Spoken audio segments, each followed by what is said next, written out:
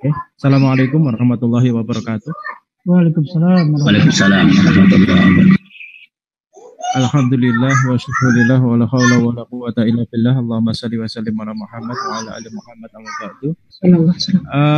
Kepada yang kami hormati Bapak Ketua PD PGMI Indonesia, Bapak Dr. Fauzan MAG, kemudian kepada para senior di PD PGMI ada Pak Muhammad Sabir Umar, kemudian Pak Syahran, kemudian Bapak Ibu yang lain yang tidak bisa saya sebut satu persatu, ada juga Ibu Zulaikha, ada Pak Ma'asabirin, ada Bu Nurul, ada Bu Sakilah, dan lain sebagainya. Banyak sekali, ada Bu Nur Hayati juga ya Bu. Oke, semuanya saya mengucapkan salam hormat dari Andi Prastowo, dari Jogja ya, untuk Bapak Ibu sekalian. Terima kasih atas waktunya Pak Ketua, saya diberi kesempatan untuk berbagi kepada Bapak Ibu sekalian. Pada kesempatan kali ini berkaitan dengan daya dukung PGMI dalam pengembangan jurnal. Nah, alhamdulillah pada awal tahun 2020 kami mendapatkan sebuah rezeki yang luar biasa menurut kami, yaitu kami mendapatkan akreditasi jurnal Sinta 2. Alhamdulillah itu sesuai dengan roadmap yang telah kami desain, maka kami berpikir bahwa Allah ternyata mengabulkan apa yang kita impikan. Jadi kalau kita ingin sesuatu yang besar ya impikan dan doakan serta lakukan, maka insya Allah akan dikabulkan. Nah, Bapak Ibu sekalian, saya bisa share materi ini, Pak Basinahor, Pak Fauzan.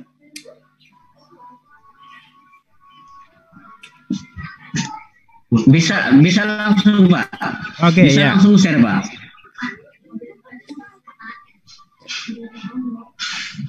Baik, langsung ya saya akan share ke Bapak Ibu sekalian untuk materi saya hari ini. Semoga Bapak Ibu dalam kondisi sehat semuanya ya. Intinya orang itu harus sehat dulu, karena itu juga menjadi bagian yang penting dalam kehidupan kita.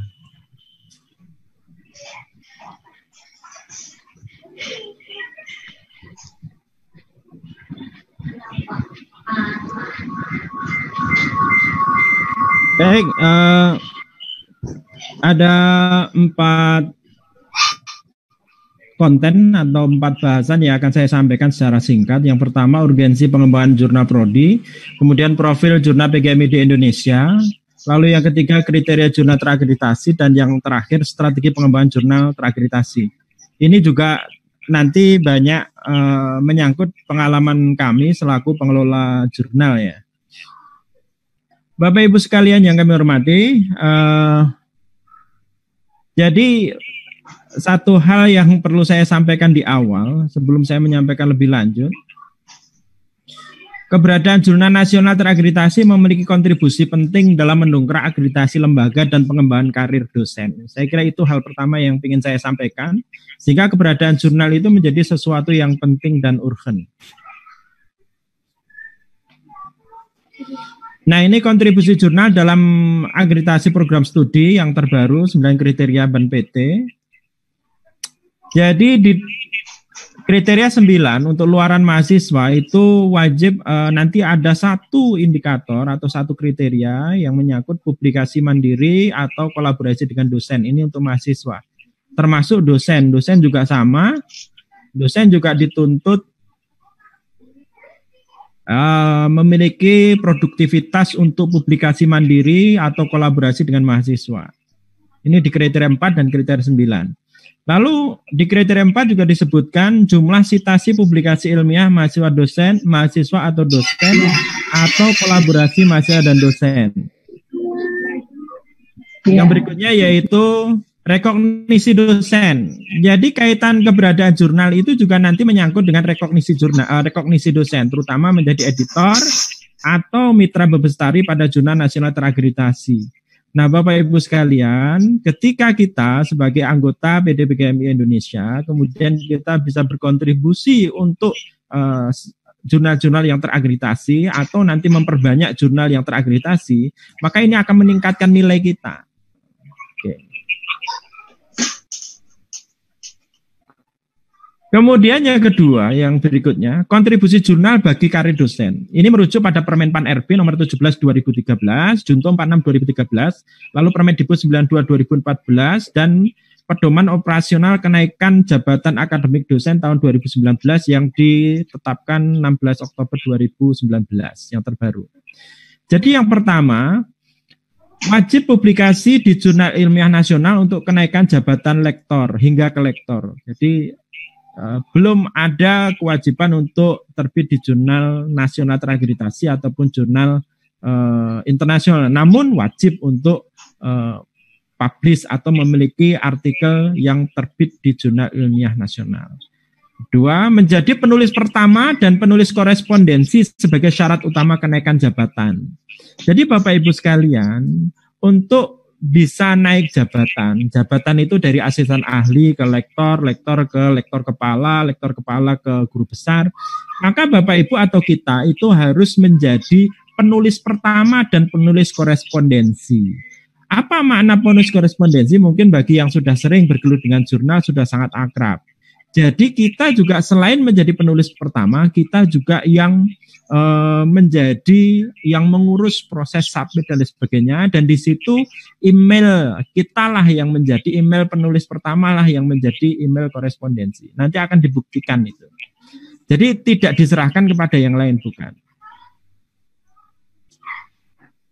Yang ketiga yaitu menjadi penulis pertama dan penulis korespondensi, atau penulis pertama atau penulis utama untuk syarat kenaikan pangkat dalam jabatan yang sama. Jadi kalau hanya untuk kenaikan pangkat dalam jabatan yang sama, contohnya dari lektor 200 ke lektor 300, dari lektor kepala 400 ke lektor kepala 550 ataupun 700, maka tidak harus menjadi penulis pertama dan penulis korespondensi. Bisa juga Bapak Ibu menjadi penulis pertamanya saja, penulis korespondensinya penulis kedua atau yang lain, atau menjadi penulis utama.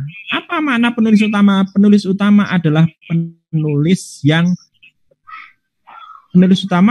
penulis korespondensi, ya.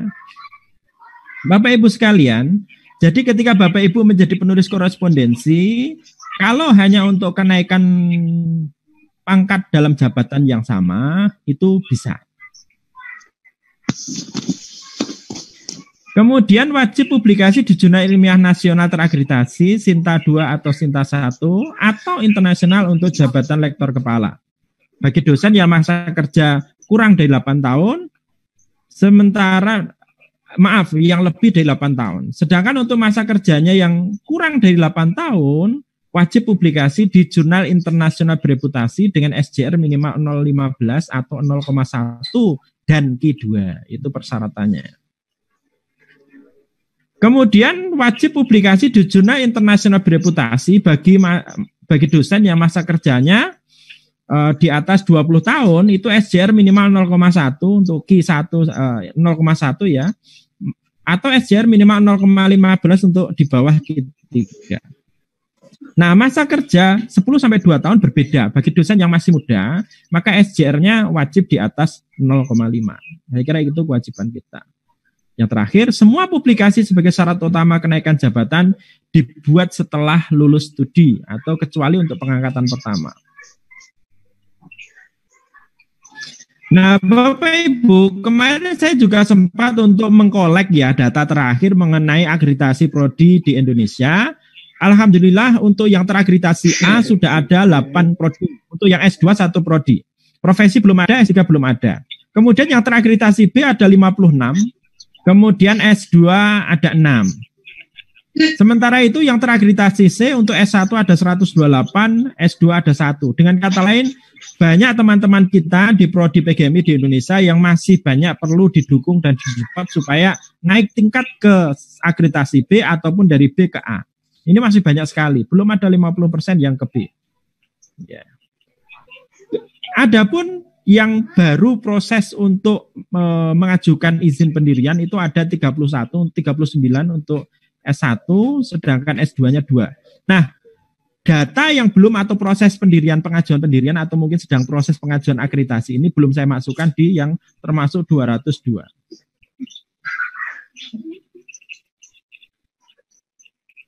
Sementara ternyata ada juga dari teman-teman itu yang sudah terakreditasi dengan menggunakan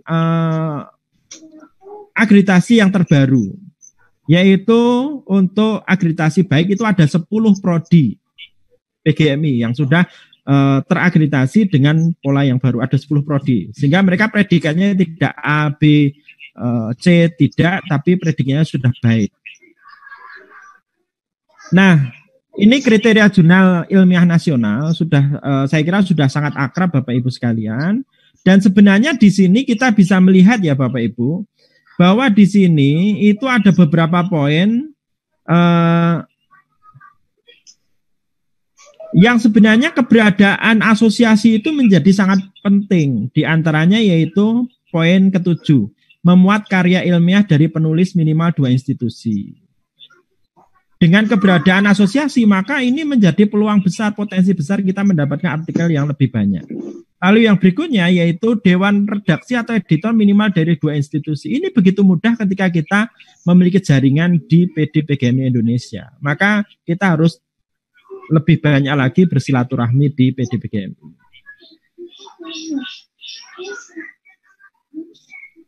Nah, ini skor, ya ini saya mengutip dari Permenstek Dikti sekaligus pedoman akreditasi jurnal. Jadi untuk masuk pada masing-masing peringkat itu sudah ada skornya. Untuk yang Sinta 5, 40 sampai 50, untuk Sinta 1, 85 sampai 100. Tidak perlu saya baca lebih lanjut. Nah, ini kriteria jurnal internasional. Jadi Bapak Ibu sekalian yang saya hormati, bagi Bapak Ibu yang ingin mendirikan atau ingin publish di sebuah jurnal internasional, maka atau kita ingin menerbitkan sebuah jurnal atau memulai sebuah jurnal internasional, maka pastikan ada 8 ini diperhatikan. Yang penting menurut saya yang perlu diperhatikan di antaranya poin ke-7, yaitu penulis minimal dari 2 negara dalam setiap isu atau nomor. Termasuk ketika kita mau mensubmit artikel di sebuah jurnal internasional, itu juga pastikan lihat penulisnya ada di berapa negara. Lalu yang ke-8, dewan redaksi minimal dari 4 negara, di mana identitas mereka itu bisa ditelusuri daring. Proses review juga dilakukan dengan baik dan benar. Loh, kenapa ini menjadi hal penting Pak Andi? Karena salah satu penilaian di PAK dosen itu nanti ke depannya, apalagi jurnal internasional, dilihat dari proses reviewnya. Karena sebagian jurnal internasional itu ada yang tanpa review, tahu-tahu sudah terbit. Nah, ini jurnal internasional Bapak Ibu. Peringkat jurnal internasional itu ada 3. Jurnal internasional bereputasi, jurnal internasional berindeks basis data internasional bereputasi, dan jurnal internasional. Nah, skor paling tinggi adalah jurnal internasional bereputasi yang kategorinya mereka terindeks Scopus dengan SJR minimal 0,1 atau JIF kalau WOS ya minimal 0,05. Maka lihat betul SJR-nya. Lalu untuk jurnal internasional terindeks basis data internasional bereputasi itu terindeks Scopus juga, WOS juga, tapi SJR-nya di bawah 0,1 atau JIF di bawah 0,05. Sehingga di sini tidak begitu terlihat Q-nya, tapi SJR.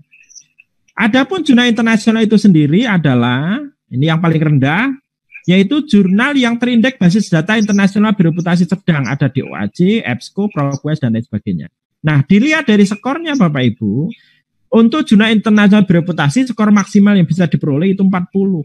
Sedangkan untuk yang jurnal internasional kategori 2 tadi, terindeks basis data yang SJR-nya di bawah 0,1 itu maksimal 30. Sedangkan jurnal internasional itu 20.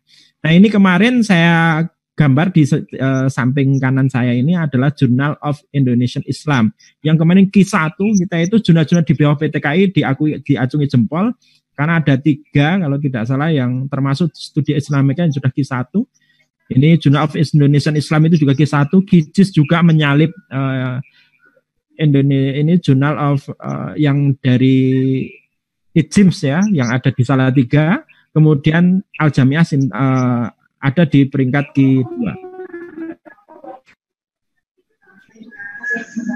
Nah, Bapak Ibu sekalian, yang berikutnya adalah kaitan dengan jurnal untuk persarakan ke guru besar. Jadi ketika masa kerjanya itu 10 sampai 20 tahun, jadi Bapak Ibu masih masa kerja sebagai dosen itu baru 10 sampai 20 tahun, maka pastikan masuk di jurnal internasional bereputasi minimal 0,5 SJR-nya, sedangkan untuk masa kerja di atas 20 tahun cukup yang SJR-nya di atas 0,1.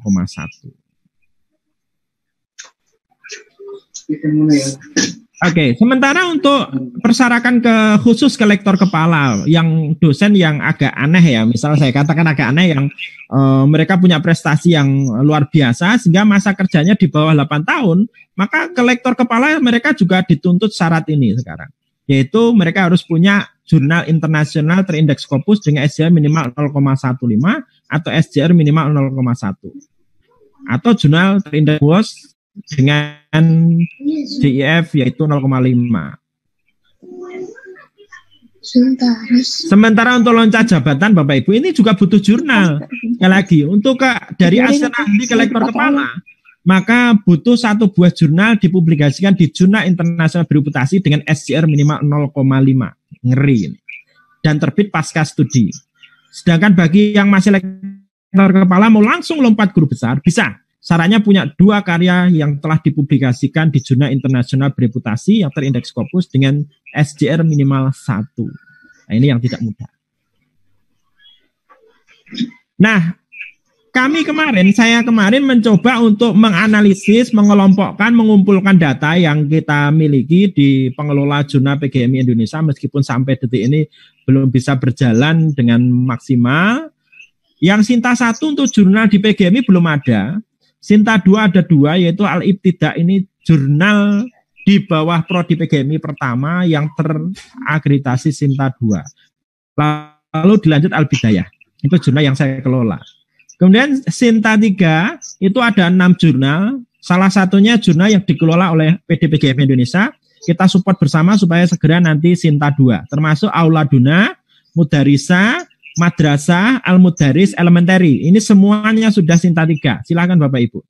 Ada pun yang Sinta 4 ada 11 jurnal, ada Al-Ibtidai ini dari Win Riau ya, Win Suska, Mu'allimuna, kemudian ini dari tempatnya Pak Barsi Hanor ya. Kemudian Al-Azka, Jib, ini dari Win Raden Fatah, Magistra, ini dari tempatnya Kiai Maaf Sobirin ya, kemudian maaf Magistra, kemudian Pedagogik, kemudian Ari Ayah, Literasi, ini dari Win, dari Universitas Alma-Ata, Ari Ayah, kemudian Terampil, Ibris, Modeling. Sementara Sinta 5 itu ada 4, Al-Aulad, Pionir, At-Tadib, dan Ibtidai. Adapun yang Sinta 6 saya tidak temukan di Arjuna. Jadi sementara yang belum terakreditasi itu diantaranya Primary, Ibtidai, JIS, Jemari, Al-Mudaris, Al-Banar, Tarbiyat, Al-Aulad. Sehingga kalau kita cermati antara jumlah prodi dengan jumlah jurnal yang saya temukan, sebenarnya ini perlu data yang lebih real lagi. Mungkin ke depan website di PDPGMI kita tambahkan satu menu ya yang nanti bisa untuk update data jurnal di bawah PDPGMI. Nah ini adalah masih saya hitung belum ada 50% dari total 202 tadi. Sehingga teman-teman sebenarnya bisa mulai sekarang menginisiasi karena peluang kita besar. Nah, tantangan akreditasi jurnal itu saya amati yang pertama, yaitu kenapa banyak jurnal belum terakreditasi sampai ke Sinta 2 dan 1, karena istilah jurnal terakreditasi itu menurut pedoman operasional penilaian angka kredit dosen ya yang tahun 2019 sekaligus Permendikbud tadi itu adalah jurnal Sinta 1 dan Sinta 2. Jadi itu yang namanya jurnal nasional terakreditasi. Nah, kenapa masih banyak yang belum sampai ke sana? Pertama, tidak tahu strategi atau mungkin strategi tahu, tapi yang kedua yaitu miskin artikel. Jadi ternyata banyak yang susah mencari artikel. Problem yang ketiga yaitu kompetensi SDM pengelola lemah. Jadi keberadaan jurnal sering sulit berkembang karena SDM termasuk chief editornya ataupun anggotanya itu secara SDM, secara kompetensi lemah. Nah, kemudian yang keempat, manajemen jurnal seadanya atau semampunya. Maksudnya pengelolaan jurnal ya dibuat semampunya saja, seadanya. Jadi tidak ngoyo, tidak ada idealisme menuju suatu target tertentu, tidak ada. Yang kelima, keterbatasan dana, surplus dan dukungan institusi. Nah, ini juga repot. Ini dampaknya apa? Jadi jurnal mager malas gerak. Statis tanpa perubahan, hidup segan mati pun tak mau. Itu istilah saya. Nah, tadi sudah saya sebutkan bahwa jurnal terakreditasi itu ada dua, Sinta 1 dan Sinta 2. Untuk yang Sinta 2, yaitu bisa dapat skor maksimal yaitu 25. Adapun peringkat 1 sesuai dengan kategorinya tadi untuk jurnal internasional yang sudah saya sebut. Nah, kriteria terakreditasi jurnal, untuk bisa terakreditasi sebuah jurnal itu kriterianya ada 8. Sebenarnya bisa dengan sangat mudah untuk dipetakan, dipelajari. Di antaranya pertama penamaan jurnal, lalu kelembagaan penerbitan, penyuntingan dan manajemen, substansi artikel, gaya penulisan, kemudian penampilan, lalu keberkalaan dan penyebarluasan. Kalau kita lihat skornya Bapak Ibu sekalian, skor yang besar itu diantaranya ada pada penyuntingan dan manajemen jurnal sekaligus substansi artikel. Nah, itu yang termasuk yang besar dan bahkan itu menjadi kriteria penting dalam konteks akreditasi. Nah, setelah saya cermati Bapak Ibu sekalian, dari seluruh indikator yang ada dalam akreditasi jurnal itu kita bisa petakan jadi 2. Jadi dari berbagai indikator yang dituntut oleh pihak Arjuna, itu ada 29 item yang termasuk unsur statis. Yang kedua ada 18 item yang termasuk unsur dinamis. Sehingga dari peta ini kita tahu mana yang perlu kita lakukan perubahan, mana yang perlu bisa kita lakukan segera, dan mana yang bisa kita lakukan kemudian atau berproses. Yang pertama yaitu unsur statis. Ini adalah unsur atau elemen jurnal yang terkait dengan akreditasi yang ini sekali diubah, sekali dibuat selesai. Karena tidak mudah berubah. Ada juga unsur yang bersifat dinamis, yaitu elemen jurnal yang cenderung bersifat dinamis sehingga senantiasa harus dipantau terus oleh pengelola jurnal supaya tetap stabil atau meningkat. Nah, untuk yang unsur statis jurnal terakreditasi, ini bisa kita melakukan perubahan jurnal itu dimulai dari yang unsur yang statis. Karena ini sekali diubah sudah selesai. Di antaranya penamaan jurnal. Oke. Ini kriterianya seperti ini untuk bisa terakreditasi. Ini kriteria terakreditasi itu adalah Sinta 2 atau Sinta 1 yang saya maksudkan di sini. Spesifik sehingga mencerminkan super spesialisasi atau cukup spesialisasi disiplin ilmu. Kemudian kelembagaan penerbitan, kalau APDPGMI sebenarnya peluangnya lebih besar karena termasuk organisasi profesi ilmiah. Nah, atau lembaga bekerja sama dengan PDPGMI, itu bisa. Itu juga termasuk yang kemarin dilakukan di Al-Bidayah. Lalu pelibatan mitra Bebestari. Nah, Bapak Ibu sekalian, kita itu punya kolega yang banyak sekali di PDPGMI, yang mereka itu punya track record riset yang bagus, publikasi internasional bagus. Maka libatkan mereka sebagai mitra Bebestari. Yang berikutnya, kualifikasi Dewan Penyunting. Nah, ini juga sama. Kemudian, petunjuk penulisan bagi penulis. Itu kan sekali dibuat selesai. Maka kerjakan hal-hal yang sederhana seperti ini. Petunjuk penulisan bagi, oke, ini saya kira juga, ini saya ulangi lagi ya, ada yang template ya. Kemudian 7 manajemen pengelolaan terbitan berkala ilmiah. Ini ada yang ini saya kira juga manajemennya bisa, mulai manajemen pengelolaan ini contoh kita menggunakan Zotero, Mendeley, dan seterusnya. Cakupan keilmuan ini saya kira sekali kita menentukan arah jurnal kita kemana sebenarnya sudah kelihatan jelasnya. Lalu petunjuk penulisan bagi penulis terinci lengkap saya kira sudah. Ini oke saya ulangi sebentar. Lanjut. Pencantuman nama dan lembaga ini kan juga sekali. Sistematika pembaban ini sekali saja sudah selesai. Kalau kurang bagus, ya kita perbaiki sekali. Cara pengajuan dan pengutipan ini juga sekali. Penyusunan daftar pustaka, baku, dan konsisten ini juga bisa lah sekali. Lalu peristilahan dan kebahasaan. Ini juga bisa dikondisikan. Ukuran bidang tulisan ini juga sekali. Tidak harus ukuran A4 ya. Silahkan yang penting konsisten, itu juga skornya sudah bisa ke Sinta 2. Lalu tata letak itu juga bisa dibuat jadi awal.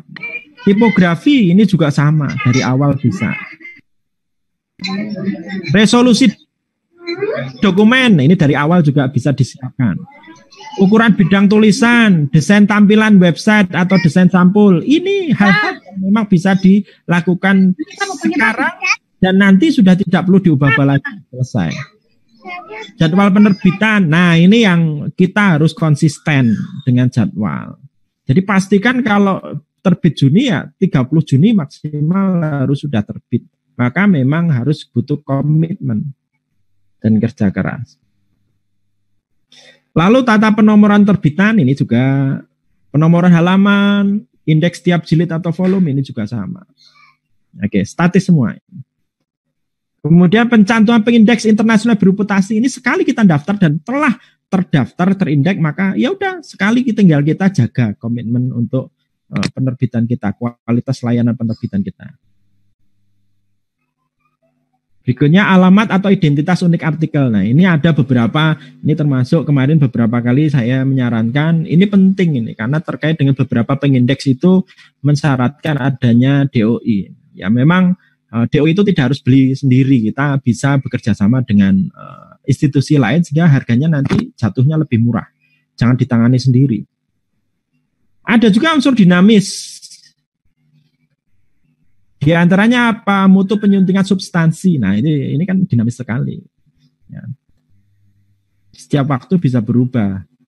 Maka kita harus jaga konsistensinya. Siapa yang harus menjaga? Chief in Editor itu wajib menjaga. Konsisten, komitmennya harus kuat.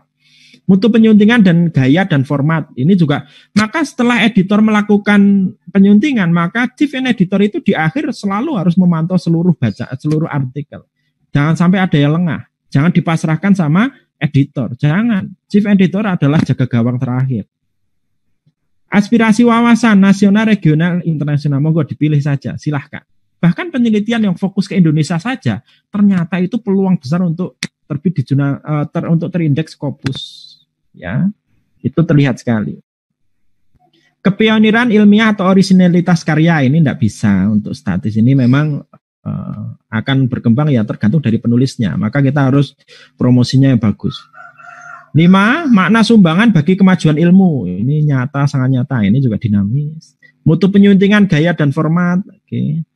Dampak ilmiah. Nah ini juga dampak sitasi. Ini maka kita harus tidak boleh juga ketika kita di prodi kita sendiri atau di institusi kita sendiri terus yang ngutip banyak dari prodi kita yang banyak, itu akan terlihat jelas, oh ini dari mana, ternyata kutipannya hanya misal Al-Bidayah, yang ngutip orang mahasiswa Al-Bidayah terus. Nah kelihatan ini, oh ini ternyata kalau kita punya PDPGMI ya kita ajak kerjasama semua PDPGMI, semua prodi PGMI di Indonesia untuk berganti, sharing kita gantian. Nah itu sangat cepat itu untuk mendongkrak dampak ilmiah. Ini sebuah sumber acuan primer, ini juga bisa, ini maka editor atau chief in editor harus greteh atau harus tidak segan-segan untuk mengingatkan penulis, termasuk derajat kemutakhiran pustaka acuan. Nah ini revisi itu harus tegas, 1 kali 2 kali bisa jadi begitu, jangan hanya sekali diterima. Analisis dan sintesis ini memang banyak, ini kerja berat ya, memang tidak mudah untuk menghasilkan analisis dan sintesis yang bagus. Penyimpulan dan perampatan ini juga kerja yang tidak mudah. Keefektifan judul, tugas informatif ini juga berproses. Lalu pencantuman nama dan lembaga penulis, saya kira sudah tadi. Abstrak, ya, kata kunci, oke, saya kira yang 13-14, kata kunci. Pemanfaatan instrumen pendukung, itu. Jumlah halaman per jilid, jumlah kunjungan unik per wah, ini juga salah satunya yaitu dengan kita berkolaborasi. Kemarin saya bilang Gmail itu bisa segera satu isu saja itu naik nanti levelnya ke Sinta 2 jika poin-poin yang penting ini dinaikkan, bisa kita jaga komitmen. Nah itu gambarannya. Nah strategi pengembangan jurnal terus bagaimana? Nah ini Bapak Ibu sekalian. 2 menit lagi Pak Andi. Oke, sudah mau selesai Mas. Nah, strategi pengembangan jurnal itu ada 4. Menyusun roadmap, yang kedua kolaborasi, komunikasi, promosi, ketiga workshop mentoring, dan yang terakhir networking. Ini berdasarkan pengalaman kami. Jadi pertama, identifikasi jurnal saat ini, present state, baseline, mengacu instrumen akreditasi jurnal. Tahap kedua, tentukan target akreditasi, future state, yang diharapkan dalam jangka waktu terdekat. Jangan terlalu panjang, jangka waktu terdekat. Tahap 3, analisis gap, kesenjangan antara yang diharapkan dengan kondisi saat ini, per indikator. Lalu, analisis kebutuhan yang diperlukan untuk menghilangkan atau mengurangi gap untuk mencapai target akreditasi.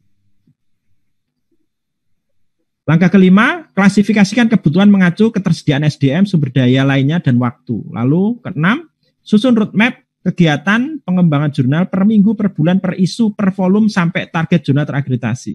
Sehingga jelas. Lalu, sosialisasikan roadmap ke tim inti. Kita harus punya tim inti yang solid dan pimpinan prodi. 8, siapkan media sosial untuk sarana komunikasi dan kendali pelaksanaan roadmap. Nah, ini contoh Bapak Ibu sekalian. Contoh yang kita lakukan di roadmap Al-Bidayah. Saya diberi amanah oleh pimpinan prodi waktu itu mengelola jurnal yang websitenya tidak begitu jelas, lalu website dari institusi juga rusak. Akhirnya nunggu lama, akhirnya saya putuskan untuk buat website sendiri di luar Win. Akhirnya jadi, dan sejak saya itu mulai dari awal. Bahkan yang artikel, yang jurnal yang lama, yang sejak berdiri, saya scan semua, saya unggah semua. Pakai quick submit. Nah, roadmap itu saya buat, ini dari Juni 2018 sampai Juni 2020.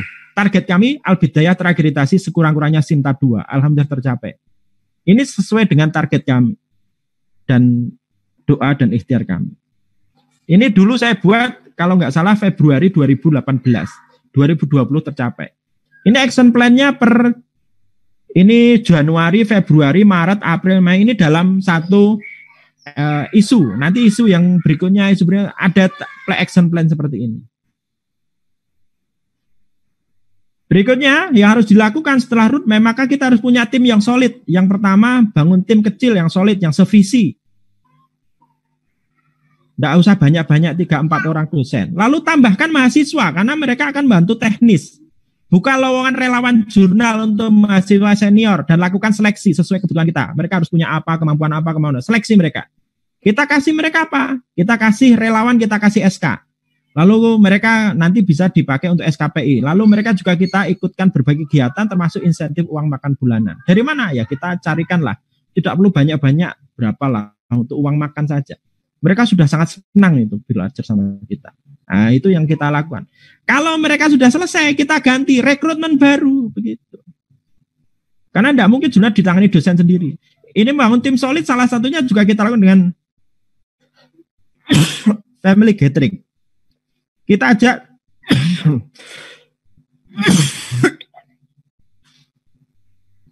seluruh keluarga besar pengelola jurnal untuk jalan-jalan lah. Jalan-jalan bersama dengan coach Al-Bidayah. Kita punya mentor. Kolaborasi. Memberdayakan dosen prodi, kolega dari dosen prodi maupun dosen PDPGMI yang memiliki kepakaran untuk menjadi tim editor board reviewer, termasuk penulis. Tim editor juga membuka kesempatan untuk berbagi peran yang sama dengan pengelola, termasuk kami juga siap untuk berbagi menjadi reviewer di jurnal yang lain. Lalu yang ketiga, menyelenggarakan kegiatan konferensi, seminar, publikasi, pelatihan. Contoh kami menyelenggarakan Annual Conference Al-Bidayah 2019. Ini menarik minat 114 artikel, lolos seleksi 85. Free. Komunikasi. Kita harus komunikasi secara rutin dengan tim internal, editor, tim reviewer, sekaligus staff. Nah, kemudian kita harus punya coach, ya, pelatih. Mereka yang sudah terakreditasi, bisa megang jurnal sampai terakreditasi minimal Sinta 2 sesuai target kita. Yang kita mau, mana itu? Kita jadikan coach kita. Kalau ada apa-apa, kita undang dia untuk melatih kita. Termasuk di sini adalah dengan pimpinan prodi, pimpinan LPM, kita harus komunikasi. Karena kalau nanti ada dana kelembagaan, kita bisa minta mereka. Calon penulis, nah ini lewat apa? FB. Termasuk kita share lewat BA. Nah, Kemudian lewat apa keempat pembaca, pengguna, jurnal, lembaga pengindeks Arjuna. Kita juga harus membangun komunikasi dengan bukan sekedar di dalam institut tapi di luar, termasuk dengan tim di Arjuna, tim DOAJ di Indonesia atau ambasador DOAJ di Indonesia, termasuk WOS. Kita harus punya jaringan untuk bisa berkenalan dengan mereka. Media komunikasi, website, email, Facebook, jurnal, tim editor, staff, WhatsApp. Promosinya apa? Menyajikan tampilan konten website yang menarik. Kita unggah isu-isu terbaru, kemudian kita tulis itu di website sehingga orang datang ke website kita. Nah, siapa yang nulis? Ya, chief editor dan tim editor jurnal. Lalu promosikan lewat artikel, lewat web jurnal, ya tinggal klik langsung masuk. Tidak perlu mereka harus klik, harus nyari. Jangan, langsung artikelnya, linknya ada. Update status Facebook. Jadi chief in editor dan tim editor wajib untuk update status terkait dengan jurnal. Seminar itu termasuk juga cara merekomendasikan mahasiswa, prodi, institusi, kolega sejawat untuk mensitasi artikel. Nah, ini. Workshop dan mentoring ini penting sekali Bapak Ibu. Workshop itu apa? Kegiatan pelatihan, karena tidak semua tim editor itu ahli. Kita juga awalnya dari A, ya ibaratnya ya kita merintis, maka teman-teman harus kita latih. Termasuk saya sendiri juga belajar. Mentoring, ada orang yang mementor kita, mendampingi kita untuk melatih kita. Kompetensi wajib dimiliki pengelola jurnal, kompetensi pengelolaan OJS. 2, kompetensi academic writing dan tools IT-nya. Ada Grammarly, Turnitin, Zotero, dan lain sebagainya harus dikuasai. Keterampilan desain grafis itu juga wajib dimiliki. Maka kita harus punya tim yang menguasai itu. Keterampilan komunikasi, promosi, dan manajemen rumah jurnal. Itu yang berikutnya. Networking, ini terakhir, belum terakhir. Membangun komunikasi yang intens dengan pimpinan institusi, lembaga, asosiasi keilmuan. Kalaupun pimpinan fakultas misal tidak begitu mendukung, asalkan pimpinan prodi mendukung, jalan. Atau pimpinan yang lain gitu ya. Karena kadang-kala kita belum tentu sinkron dengan pimpinan yang lain. Menciptakan iklim kerjasama yang mutualis dengan penulis, reviewer, editor, board, lembaga pengindeks, badan akreditasi jurnal, dan pembaca, dan lembaga lainnya. Maka kami pun juga menjalin kerjasama. Misal ambasador DOAJ itu siapa? Kita kontak. Dan kita juga komunikasi dengan mereka yang pakar di bidangnya, meskipun di luar dari UIN atau PTKIN. Kita harus banyak membangun jaring. Meningkatkan mutu pelayanan jurnal secara inovatif, kontinu, dan berkelanjutan. Jurnal harus terus berinovasi, termasuk Al-Bidayah menyelenggarakan namanya webinar Al-Bidayah. Ya. Yang kita laksanakan dalam 1 bulan ini ada 4 webinar. Membuka pintu kerjasama seluas-luasnya nasional maupun internasional. Nah, saya kira demikian yang bisa kami bagikan kepada teman-teman semua. Dari proses ini, jangan dibayangkan kami didanai besar. Kami semuanya rata-rata anggaran per edisi, per nomor itu hanya 6 juta itu untuk biaya cetak saja. Nah, untuk tim dicarikan dari mana ya, kita harus pinter-pinter untuk cari ya. Karena kita punya agenda besar untuk terakreditasi. Demikian, terima kasih dari saya. Nanti bisa disambung.